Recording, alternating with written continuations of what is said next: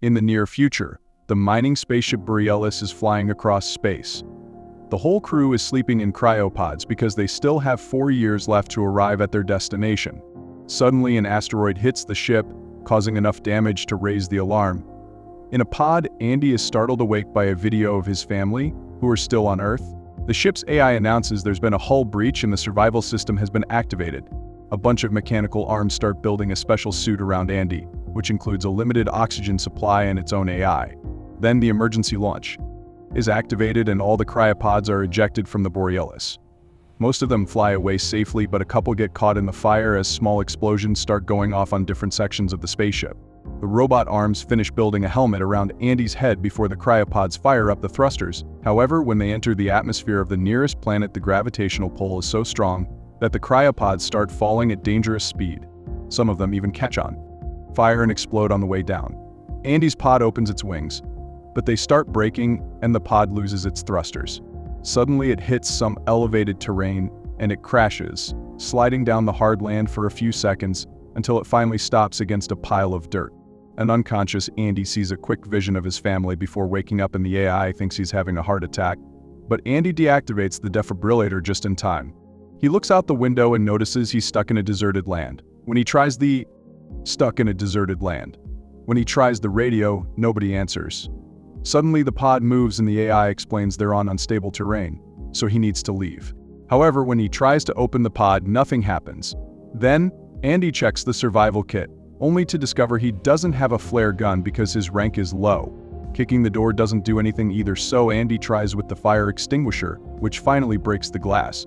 As he tries to get out, the pod rolls on its side and he falls back inside. The broken glass damages his suit in the process and he starts losing oxygen. Thankfully, he has a repair spray that quickly closes the tear. At that moment, the engine short-circuits and starts a small fire behind the seat. Andy hurries to grab his son's toy and move some dirt to finally get out of the pod, which is now under heavy smoke. He looks around and notices the Borealis on fire falling from the sky until it crashes on the planet, causing a huge explosion. The resulting shockwave hits Andy and makes him fall. He recovers quickly and asks the AI for some information, discovering that the ship only made it halfway through the journey and that he's on unmapped territory. There's a light in the distance, so Andy starts making his way there while trying to contact others on the radio. After walking for a while, he finds half of the Borealis on fire and a pod nearby. He checks inside to grab the oxygen tank and is startled by the falling body of a fellow crew member. When he takes a closer look, he discovers the oxygen tank's broken. Andy then leaves without noticing the blood and slashes on top of the pod. Minutes later, Andy finds a bunch of SOS lights surrounded by a very strong wind. This has been set up by Dwayne, who has retrieved some equipment and is already considering getting meat from the bodies for food. He managed to look at the nav log before the crash and learned that the company took a shortcut through an asteroid belt to save fuel, which is why they are on an unknown area. Dwayne is trying to use the equipment to send an SOS message to Earth that will take 8 months to arrive. And if the rescuers use a fast ship, they'll be here in around 2 years. Andy is starting to lose hope, but Dwayne points out they may find the means to survive in the other half of the Borealis. When he steps back, Andy accidentally unplugs the machine and turns around to fix it. At that moment, a mysterious creature jumps in and captures Dwayne, leaving without a trace. When Andy finally turns again, he's alone, after sending the message to Earth. Andy takes Dwayne's gun and the AI reminds him his oxygen levels are low. Andy asks it to set a route to the biggest Borealis piece and starts walking while continuously checking the radio to find other survivors. Eventually, he reaches the edge of a cliff and the AI admits its system isn't working well. He thinks about his family while screaming in frustration until he hears a noise on the radio. It's another survivor called Naomi. The signal isn't very good and Andy runs around until he can hear her without static. Naomi is stuck in her pod and she's searched for the crew's trackers, but sadly the only survivors are her, Andy, and Dwayne. She sends Andy her location, but the AI warns him that her area is unstable and Andy may not have enough oxygen to reach it. Andy hesitates to take such a risk, so Naomi convinces him by pointing out she has enough oxygen for both of them. For the next few hours, Andy does nothing but walking while chatting with Naomi. Suddenly, Andy hears a weird noise and asks his AI to scan the area, but that function isn't working. When Naomi hears the name of the model, she confirms that AI is supposed to be discontinued, and this is another thing the company to save money regardless of their crew's safety.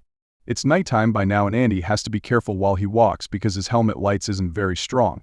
He freezes when he thinks he sees something, but he blames it on his imagination and keeps going. Seconds later, he notices rocks rolling near his feet and gets nervous because there are more noises, not seeing a shadow watching him from above. At that moment, he finds strange holes in the ground and follows them until he finds a bigger hole covered in cobweb, which makes him realize the little holes are paw prints. Andy panics and keeps on walking as fast as possible, noticing more and more cobwebs in the area. Soon it starts snowing, and Andy notices that the noises sound more like growling now. Something big runs nearby, and Andy immediately hides while turning off his helmet lights. Naomi is surprised because her scanner shows a bunch of crew trackers moving toward him, but none of them are responding. Andy makes the AI link to those trackers and the signals appear around him at the same time. Naomi says they're right in front of him, but he can't see anything. A flare is shot in the air and the light reveals a giant spider nearby. Since it ate the crew, it has the trackers in its stomach. Since Dwayne's gun isn't working, Andy screams and starts running only for the spider to try to jump on him. He ends up falling into a crack in the ground, and when he looks up, the creature is trying to reach inside. A terrified Andy continues to run while the spider follows him from above and occasionally reaches in to slash him. Thankfully, Andy dodges all the attacks, however he's distracted by the monster and ends up falling from the edge of a cliff. Rolling down at such a speed is quite painful, but at least the snow cushions his landing. The spider roars at him from above yet doesn't come down. Andy keeps on freaking out after such an experience, and Naomi interrupts him to point out his oxygen levels are dropping. It turns out the fall has made another tear on his suit, so Andy hurries to seal it with the spray. He manages to close it off by using all the spray he has left. At that moment, Dwayne's voice appears in the radio asking for help because he's fighting off a bunch of spiders. Naomi thinks Andy should help him, but Andy doesn't want to fight monsters and his scanner isn't even working well. However, he changes his mind when Naomi points out Dwayne will have oxygen. As Andy runs among the crashed pods, he sees the flares being shot by Dwayne and follows them to finally find him. Dwayne is about to share the monster's weakness when the spider jumps on him again, so Andy has to hide and hear on the radio how Dwayne is killed. He runs to hide behind a different pod hoping to escape, only to find a second monster nearby also feeding on bodies. Naomi activates the AI voice and lights in one of the pods, and one of the spiders is distracted by it, allowing Andy to run and hide inside another pod. Then Naomi tries to activate a different pod to distract the other creature. However, she accidentally turns on the lights and he's startled by a body.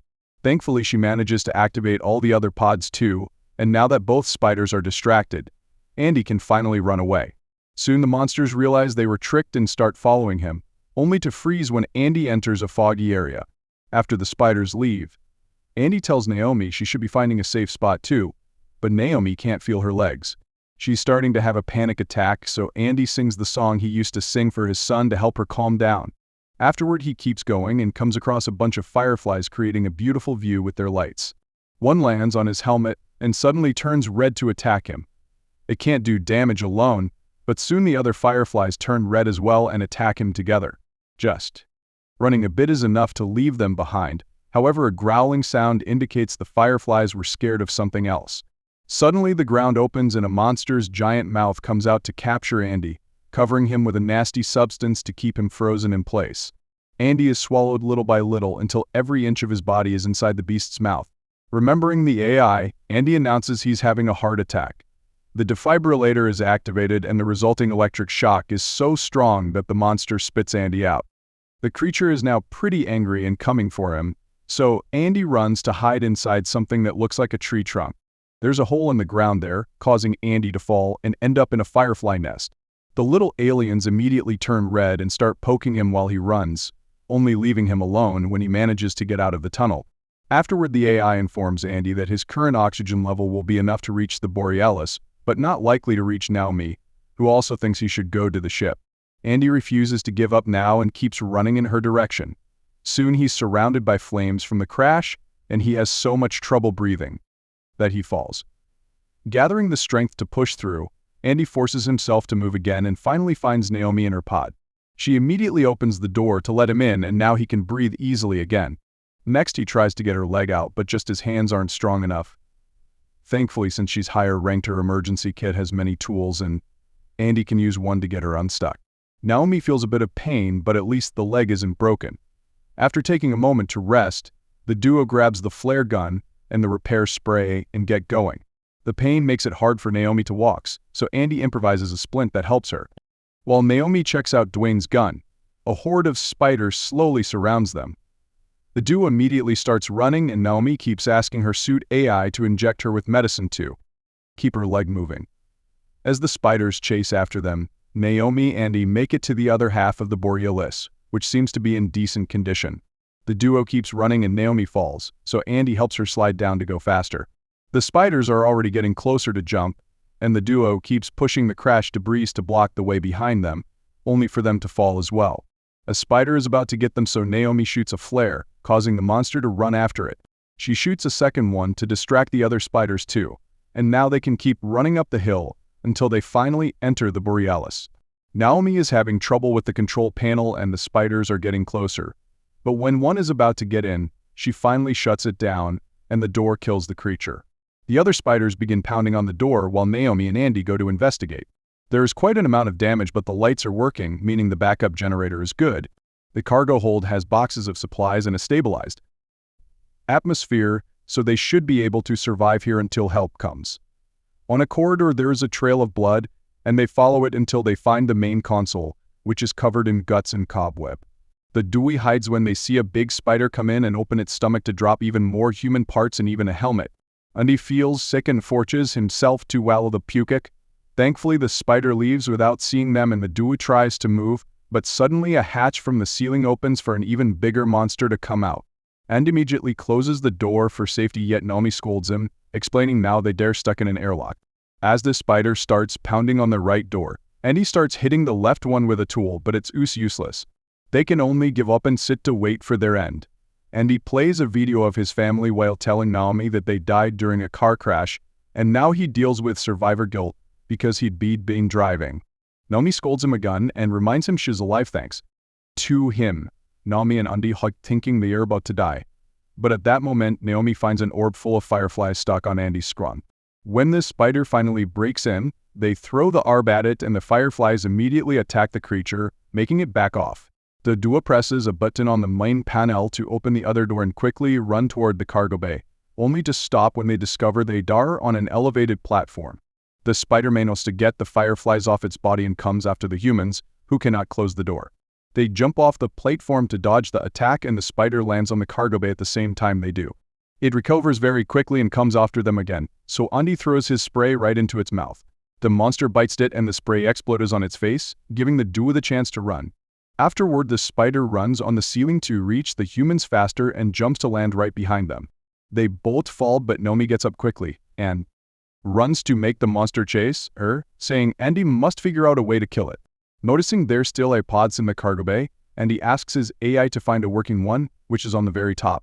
Andy climbs to the last line of pods as fast as possible and reaches the top platform at the same time Naomi is struck by the spider. Then, Andy turns off the lights, giving Naomi the chance to climb inside a box without being seen. In that box she finds some emergency lights. When Andy tries to eject the pod, Ye explains it cannot be done because he shut down the power, so his only option is to do it manually from inside. Andy gets into the pod and connects his AI to it while Mai comes out of the box with the lights hanging around her body, which makes the spider go after her again. While looking at his son's toy, Andy says goodbye to his AI and waits for the right moment to eject the pod. A memory of the car crash goes through Andy's mind before the pod crashes on top of the monster, finally killing it. Naomi runs to Andy's body, trying because she thinks he does dead, but after lots of begging from her part, Andy wakes up perfectly alive and well. The duo then goes to the window and looks at the beautiful sunrise while holding hands.